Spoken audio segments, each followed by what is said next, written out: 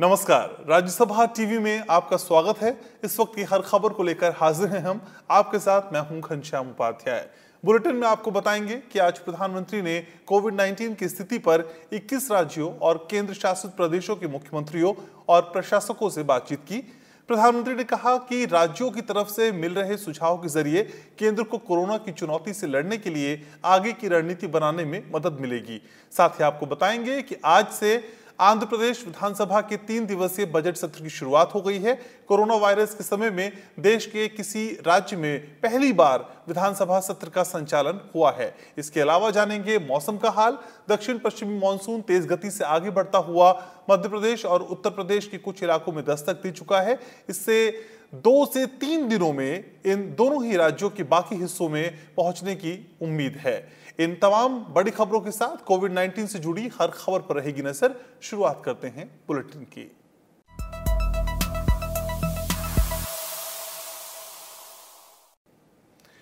देश में कोरोना की बेकाबू रफ्तार पर लगाम लगाने की रणनीति के लिहाज से आज का दिन बेहद खास रहा।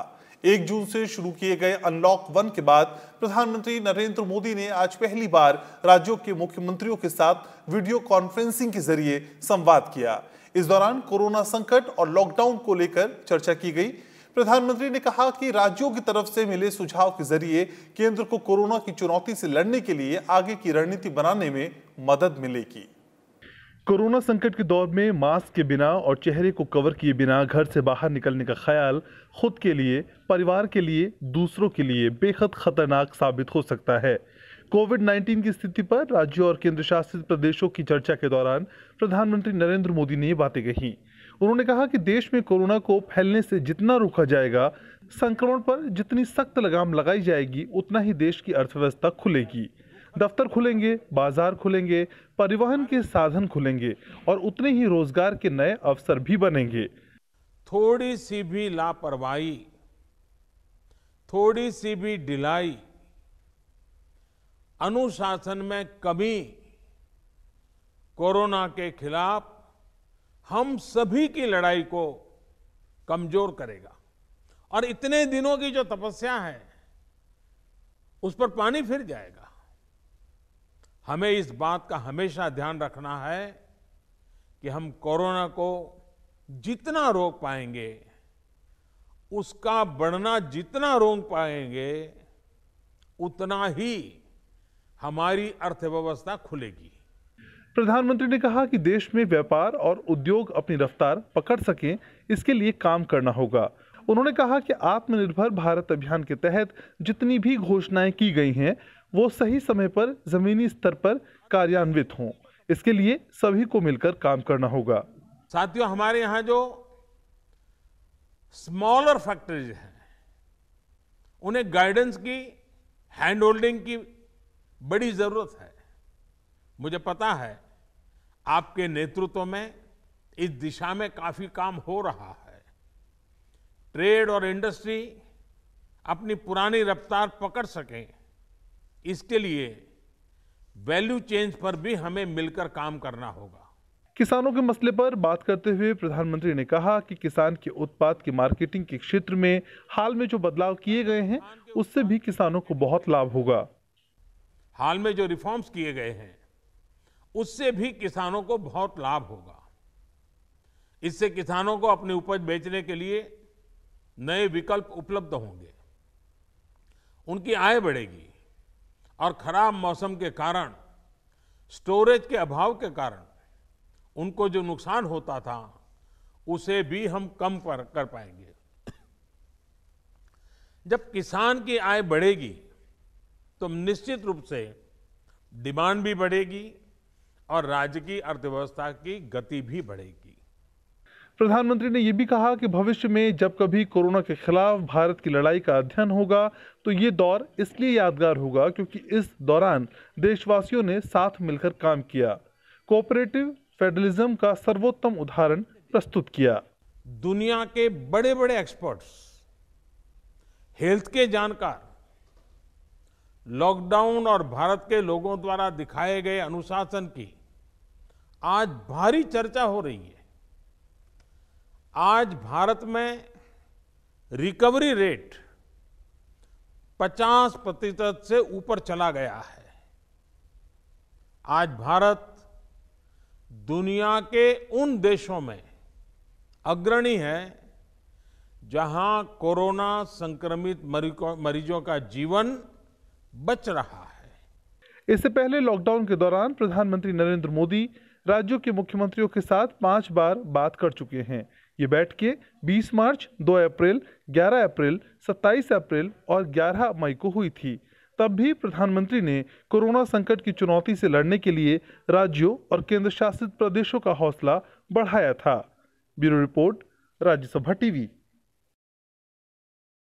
तो प्रधानमंत्री ने कहा कि समय पर लिए फैसलों का ये असर है जो तमाम कई कदम उठाए गए, उन्हीं के चलते भारत में कोरोना की स्थिति को संभालने में मदद मिली और संक्रमण के जो मामले सामने आए हैं उनमें भी भारत में कोरोना से रिकवरी रेट 50% से ज्यादा चला गया है। इसके अलावा अनलॉक 1 के आर्थिक गतिविधियों के लिहाज से तमाम क्षेत्रों में जो बढ़त दिखाई दी है वो ये उम्मीद पैदा करती है कि अर्थव्यवस्था बेहतर हो रही है। प्रधानमंत्री ने आज जिन 21 राज्यों और केंद्र शासित प्रदेशों के मुख्यमंत्रियों और प्रशासकों के साथ संवाद किया, इन राज्यों में कोरोना संक्रमण के लिहाज से स्थिति देश के बाकी राज्यों के मुकाबले थोड़ी बेहतर है। ये रिपोर्ट देखिए। प्रधानमंत्री नरेंद्र मोदी के साथ वीडियो कॉन्फ्रेंस के जरिए हुई बैठक के पहले भाग के तहत मंगलवार को जिन 21 राज्यों और केंद्र शासित प्रदेशों ने चर्चा में भाग लिया, इनमें पंजाब, असम, केरल, उत्तराखंड, झारखंड, छत्तीसगढ़, त्रिपुरा, हिमाचल प्रदेश, चंडीगढ़, गोवा, मणिपुर, नागालैंड, लद्दाख, पुडुचेरी, अरुणाचल प्रदेश, मेघालय, मिजोरम, अंडमान निकोबार द्वीप समूह, दादर नगर हवेली और दमन दीव, सिक्किम और लक्षद्वीप शामिल हैं। चर्चा के दौरान राज्यों और केंद्र शासित प्रदेशों की तरफ से केंद्र को कई सुझाव भी दिए गए। देश में कोरोना संक्रमण के अब तक 3,43,000 से ज्यादा मामले दर्ज हो चुके हैं। इन 21 राज्यों में कोरोना की स्थिति पर नजर डालें तो यहां कोरोना संक्रमण के 19,700 से ज्यादा रोगी हैं। राष्ट्रीय औसत के लिहाज से इन राज्यों में कोरोना संक्रमण के मामलों की कुल दर 5.75% ही है, जबकि लॉकडाउन की अवधि में इन राज्यों में कोरोना संक्रमण के मामलों की तादाद 7,616 ही थी। यानी अनलॉक 1 में बीते 15 दिनों में इन राज्यों में 12,000 से ज्यादा लोग कोरोना की चपेट में आए हैं। लॉकडाउन के बाद इन राज्यों में संक्रमण बढ़ोतरी के लिहाज से ये दर 160% है। राज्यवार बढ़ोतरी की बात करें तो बीते 15 दिनों में त्रिपुरा में 305%, असम में 251%, छत्तीसगढ़ में 293%, झारखंड में 213%, उत्तराखंड में 146%, केरल में 110% और पंजाब में 46% कोरोना संक्रमण के मामले बढ़े हैं। हालांकि इन 21 राज्यों में 7 राज्य ऐसे हैं जहां कोरोना संक्रमित मरीजों की तादाद 1,000 से ज्यादा है। और रिकवरी रेट की बात करें तो इन 7 राज्यों में बीते 15 दिनों में कोरोना रोगियों के ठीक होने की दर 4 राज्यों में बढ़ी है, जबकि 3 राज्यों में कम हुई है। असम में 1 जून से 16 जून के बीच 2,000 से ज्यादा लोग कोरोना के खिलाफ जंग जीतने में कामयाब हुए हैं। यह रिकवरी रेट 38.34% बढ़ा है, जबकि उत्तराखंड में 1,000 से ज्यादा मरीज ठीक हुए हैं और यहाँ रिकवरी रेट में 50.83% का इजाफा हुआ है। वहीं छत्तीसगढ़ में भी 788 मरीज ठीक हुए हैं और रिकवरी रेट 27.86% बढ़ा है। झारखंड में भी करीब 650 लोग कोरोना से मुक्त हुए हैं और राज्य में रिकवरी रेट में 5.86% का इजाफा हुआ है, जबकि त्रिपुरा में बीते 15 दिनों में कोरोना संक्रमण की स्थिति बिगड़ी है। यहाँ रिकवरी रेट 24.31% कम हुआ है। वहीं पंजाब में कोरोना मरीजों के रिकवरी रेट में 13.31% और केरल में 1.39% की गिरावट आई है। इनमें लक्षद्वीप अकेला ऐसा केंद्र शासित प्रदेश है जहां कोरोना वायरस अभी तक दखल नहीं दे पाया है, यानी लक्षद्वीप में कोरोना का एक भी मामला सामने नहीं आया है। बुधवार को प्रधानमंत्री के साथ वार्ता के लिए महाराष्ट्र, तमिलनाडु, दिल्ली, गुजरात, राजस्थान, उत्तर प्रदेश, मध्य प्रदेश, पश्चिम बंगाल, कर्नाटक, बिहार, आंध्र प्रदेश, हरियाणा, जम्मू कश्मीर, तेलंगाना और ओडिशा से मुख्यमंत्री और प्रशासक बैठक में शामिल होंगे। चर्चा के दौरान प्रधानमंत्री नरेंद्र मोदी इन राज्यों में कोरोना की स्थिति की समीक्षा करेंगे। आगे की रणनीति पर मुख्यमंत्रियों और प्रशासकों के साथ विचार विमर्श करेंगे। Bureau report, Rajya Sabha TV. पिछले 24 घंटे में देश में कोरोना वायरस के संक्रमण के 10,000 से ज्यादा मामले सामने आए हैं, लेकिन राहत की बात यह है कि 10,000 से ज्यादा लोग ठीक भी हुए हैं। रिकवरी रेट में लगातार सुधार हो रहा है, ये बढ़कर 52% से ज्यादा हो गया है। वहीं रोजाना सैंपल टेस्ट की क्षमता बढ़कर 3 लाख हो गई है। अब तक देश में 907 लैब टेस्टिंग का काम कर रही हैं। कोरोना के आंकड़ों पर नजर डालें तो देश में अब तक कोरोना के 59,21,069 सैंपल टेस्ट किए गए हैं। पिछले 24 घंटों के दौरान 1,54,935 नमूनों की जांच हुई है। इसमें से 10,607 लोग पॉजिटिव मिले हैं। पिछले 24 घंटों के दौरान 10,215 रोगी कोरोना से मुक्त हुए हैं। कुल 1,80,000 से ज्यादा रोगी अब तक ठीक हो चुके हैं और देश में कोविड-19 महामारी के रोगियों की स्वस्थ होने की दर 52.46% हो गई है। वहीं देश में कोरोना से संक्रमित लोगों की संख्या बढ़कर 3,43,031 हो गई है। इनमें सक्रिय मामलों की तादाद 1,53,178 है। कोरोना वायरस की वजह से जान गंवाने वालों का आंकड़ा देखें तो पिछले 24 घंटों में 380 लोगों की इस वायरस से मौत हुई है। इसके बाद देश में कोरोना की वजह से कुल मृतकों की संख्या 9,900 हो गई है। Bureau report, Rajya Sabha TV. Corona संक्रमण के मामलों के बीच राज्य इससे निपटने के लिए कदम उठा रहे हैं। तमिलनाडु ने प्रदेश के कुछ हिस्सों में दोबारा से सख्त लॉकडाउन लागू करने का फैसला लिया है। तमिलनाडु सरकार ने राज्य के 4 जिलों में शुक्रवार से सख्त लॉकडाउन लागू करने का फैसला किया है। ये लॉकडाउन 19 जून से 30 जून तक लागू रहेगा। जिन 4 जिलों में सख्त लॉकडाउन लागू करने का फैसला किया है उनमें चेन्नई, कांचीपुरम, चेंगलपेट्टु और तिरुवल्लुर शामिल हैं। वहीं कोरोना वायरस संक्रमण की पहचान के लिए ओडिशा में डोर टू डोर लोगों की स्क्रीनिंग की जा रही है। इसके जरिए कोरोना पॉजिटिव मामलों का पता लगाकर इलाज करना आसान हो जाएगा। आशा और ANM कार्यकर्ताओं को door to door health screening का जिम्मा सौंपा गया है। राजस्थान में कोविड-19 के बारे में जागरूकता के लिए 10 दिन का विशेष अभियान शुरू किया जाएगा। यह अभियान 21 जून से शुरू किया जाएगा। इसके तहत स्वास्थ्य विभाग की टीमें घर घर जाकर सक्रिय निरीक्षण करेंगी और लोगों को बीमारी की रोकथाम के बारे में एहतियाती उपाय बताएंगी।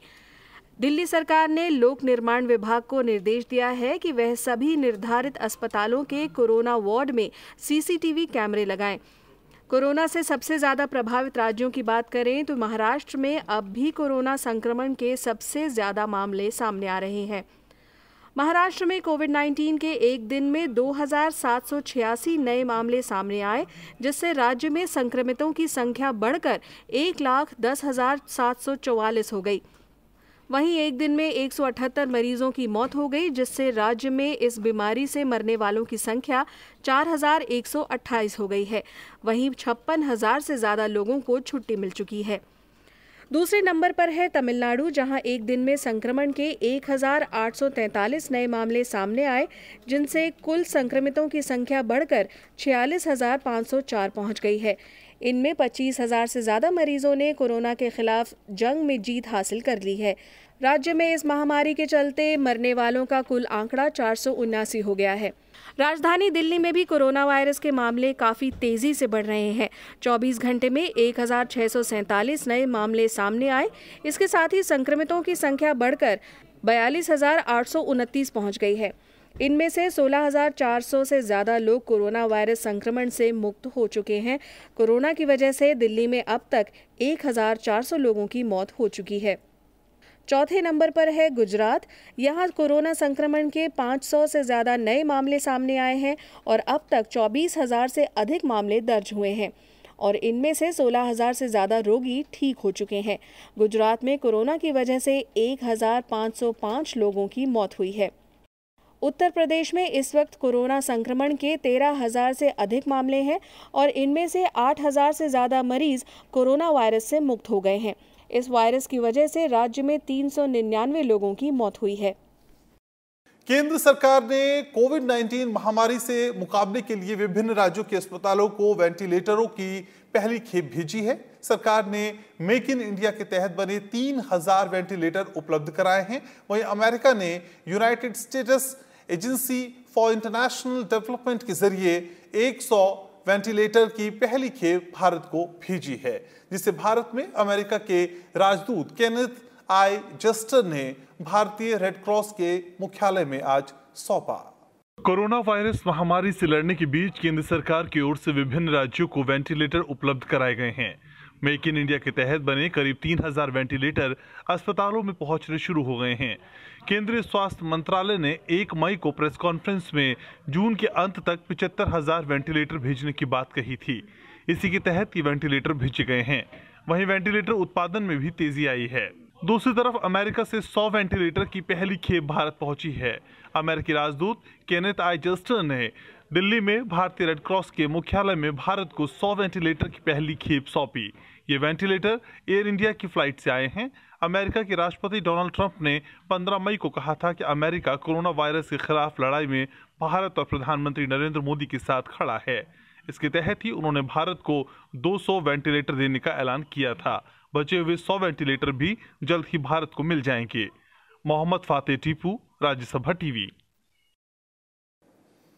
और अब बात करें दुनिया की, तो दुनिया भर में कोरोना के बढ़ते मामलों के बीच विश्व स्वास्थ्य संगठन ने कहा है कि पिछले 2 हफ्ते में दुनिया भर में रोजाना कोरोना के 1 लाख से ज्यादा मामले सामने आ रहे हैं, जिसमें ज्यादातर मामले अमेरिका और दक्षिण एशिया से आए हैं।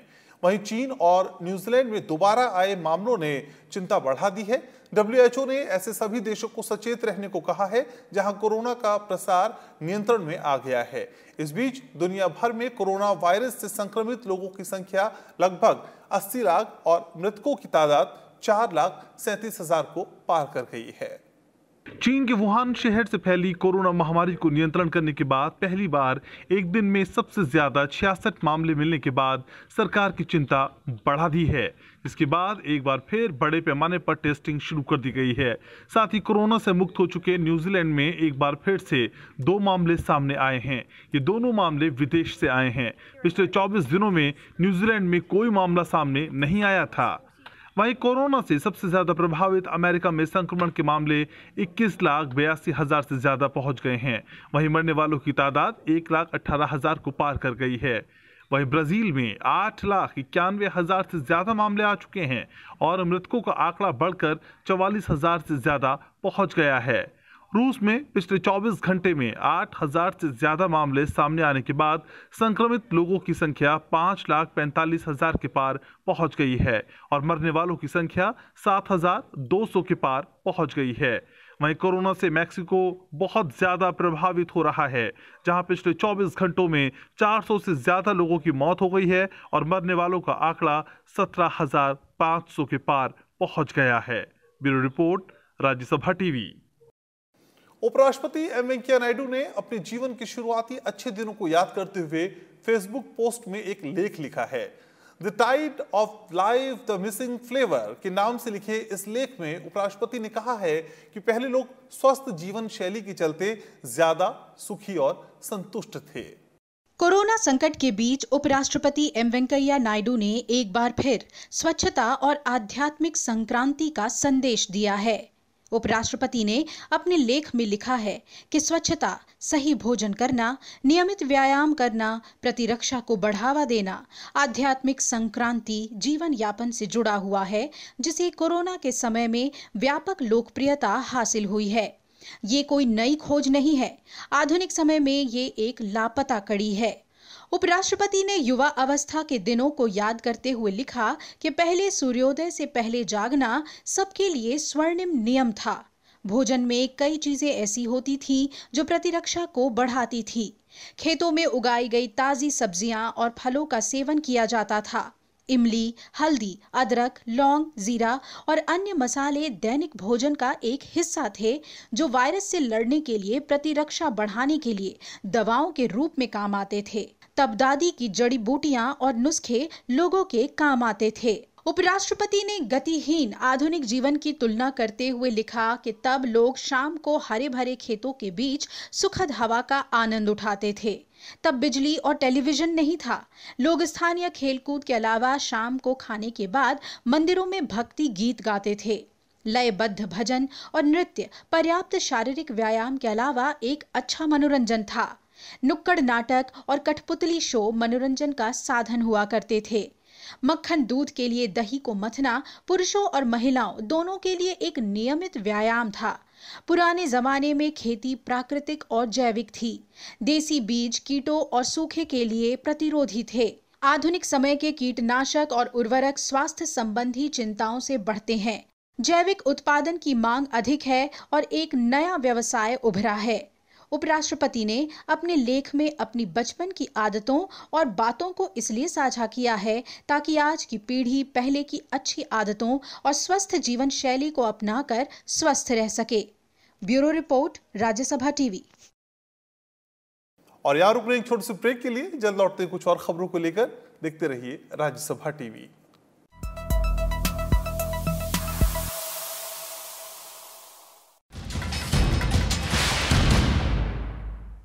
भीड़भाड़ वाले इलाकों में ना जाएं। धार्मिक, सांस्कृतिक, मनोरंजन, शैक्षणिक आयोजन से लेकर खेलकूद की गतिविधियों से दूर रहें। संभव हो तो वर्क एट होम करें। काम के दौरान सहकर्मियों से 1 मीटर की दूरी बनाएं और गैर जरूरी यात्राओं से बचें।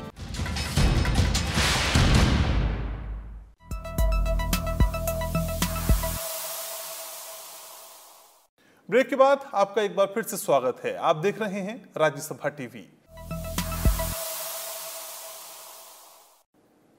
भारत और चीन के सैनिकों के बीच बीती रात हुई झड़प में भारतीय सेना के एक अधिकारी और 2 जवान शहीद हो गए।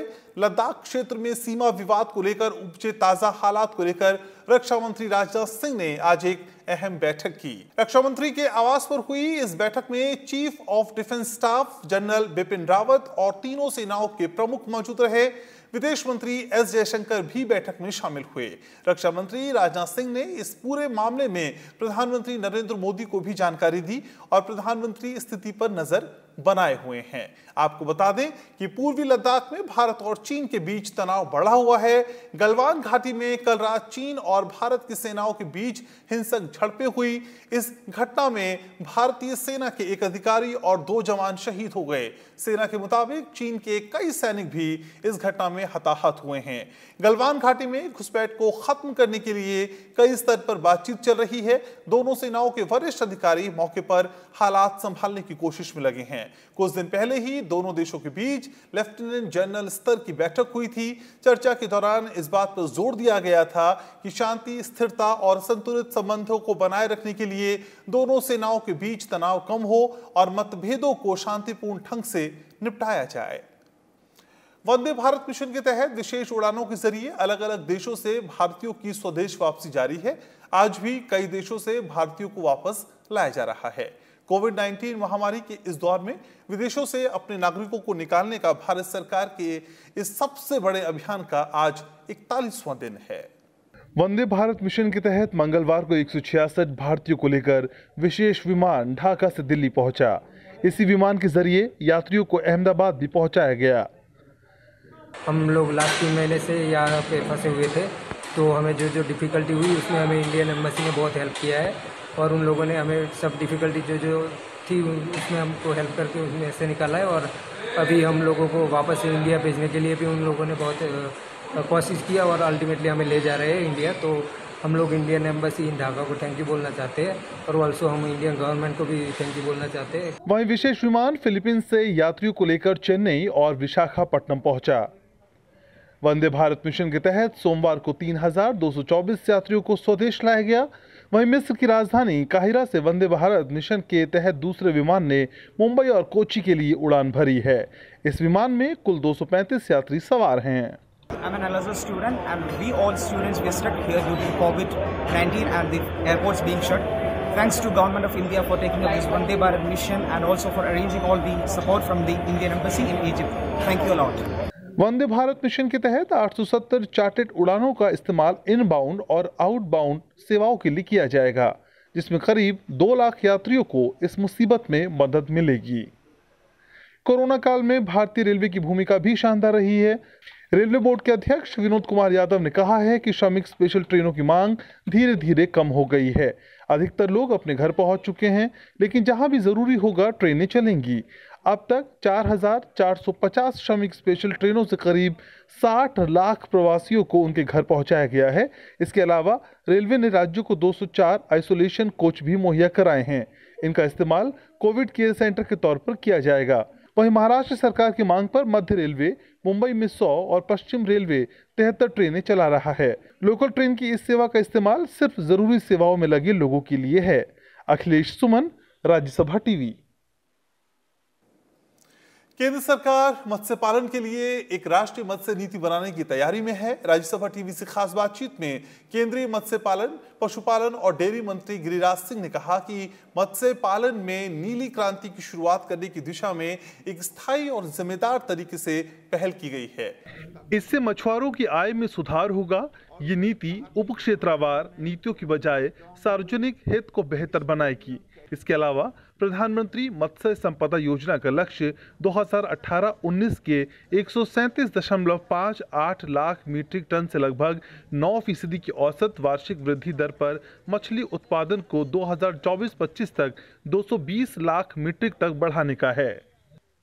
हमने ब्लू रेवोल्यूशन लाया मोदी जी के नेतृत्व में, जिसके कारण हम 7.7 पर गए और अभी हम 10 मिलियन टन से यानी 100 लाख टन से हम 150 लाख पर 19-20 तक आंकड़े हमारे पहुंच जाएंगे। जो अब आएगा हम उसे बढ़ा करके 22 और 24 मिलियन पर ले जाएंगे। आंध्र प्रदेश विधानसभा का 3 दिवसीय बजट सत्र आज से शुरू हो गया। राज्यपाल विश्वभूषण हरिचंदन ने राजभवन से वीडियो कॉन्फ्रेंसिंग के जरिए अपना अभिभाषण पढ़ा। वहीं विधायकों और विधान परिषद सदस्यों ने विधानसभा के सदन पहुंचकर भाग लिया। कोरोना वायरस के समय देश के किसी राज्य में पहली बार विधानसभा सत्र का संचालन हुआ है। इस महामारी के मद्देनजर सभी विधायक सोशल डिस्टेंसिंग का पालन करते हुए दूरी बनाकर सदन में बैठे नजर आए। आंध्र प्रदेश विधानसभा का संयुक्त सत्र 3 दिन के लिए बुलाया गया है। सदन के दूसरे दिन 17 जून को राज्यपाल के भाषण पर धन्यवाद प्रस्ताव पेश किया जाएगा और उस पर चर्चा होगी। वित्त मंत्री बी राजेंद्र नाथ 2020-21 के लिए पूर्ण बजट पेश करेंगे। वहीं 18 जून को बजट को विधान परिषद में पेश किया जाएगा। कोरोना की वजह से विधानसभा सत्र में आगंतुकों को शामिल होने की अनुमति नहीं दी गई है। विधानसभा सत्र की शुरुआत से पहले ही दोनों सदनों को पूरी तरह से सैनिटाइज किया गया। Bureau report, Rajya Sabha TV. दक्षिणी पश्चिम मानसून तेज गति से आगे बढ़ता हुआ मध्य प्रदेश और उत्तर प्रदेश के कुछ इलाकों में दस्तक दे चुका है। इसके 2 से 3 दिनों में इन दोनों राज्यों के बाकी हिस्सों तक पहुंचने का अनुमान है। वहीं पूर्वोत्तर राज्यों में अगले 5 दिनों तक भारी बारिश की उम्मीद है। दक्षिण पश्चिमी मानसून महाराष्ट्र से आगे बढ़ता हुआ मध्य प्रदेश और उत्तर प्रदेश तक जा पहुंचा है। इससे पश्चिम मध्य प्रदेश के कुछ और हिस्सों, पूर्वी मध्य प्रदेश के अधिकांश हिस्सों और पूर्वी उत्तर प्रदेश में बारिश हो रही है। अगले कुछ दिनों में मध्य प्रदेश और उत्तर प्रदेश के अधिकांश हिस्सों को मॉनसून कवर कर लेगा। वहीं महाराष्ट्र और गोवा सहित कई इलाकों में बारिश जारी है। मौसम विभाग के मुताबिक इन राज्यों में अगले 5 दिनों तक हल्की से भारी बारिश की उम्मीद है। दूसरी तरफ गुजरात के सौराष्ट्र और कच्छ में भी बारिश जारी है। मौसम विभाग के मुताबिक गुजरात में अगले 3 दिनों तक हल्की से भारी बारिश की उम्मीद है। 16, 17 और 18 तारीख को गुजरात रीजन और सौराष्ट्र कच्छ में स्कैटर्ड प्लेसेस में लाइट टू मॉडरेट रेनफॉल मिलेगा और उसके बाद डे 4 और डे 5 में गुजरात रीजन और सौराष्ट्र कच्छ में फेयरली वाइडस्प्रेड रेनफॉल मिलेगा। Okay, light to moderate rainfall at fairly widespread मतलब एट मेनी प्लेसेस में। अभी हेवी रेनफॉल वार्निंग भी है गुजरात रीजन में। ऑल 5 डेज आइसोलेटेड प्लेसेस में हेवी रेनफॉल वार्निंग है और सौराष्ट्र कच्छ में day 3, day 4 and day 5 heavy rainfall at isolated places. Monsoon के तेजी से आगे बढ़ने से पश्चिम बंगाल, बिहार, झारखंड और सिक्किम में भी बारिश हो रही है। यहां अगले 5 दिनों के दौरान बहुत भारी बारिश होने की संभावना है। वहीं असम, मेघालय, त्रिपुरा और मिजोरम में अगले 5 दिनों तक भारी बारिश के आसार हैं। Bureau report, Rajya Sabha TV. तो इन तमाम खबरों के साथ इस बुलेटिन में इतना ही। आप देखते रहिए राज्यसभा टीवी।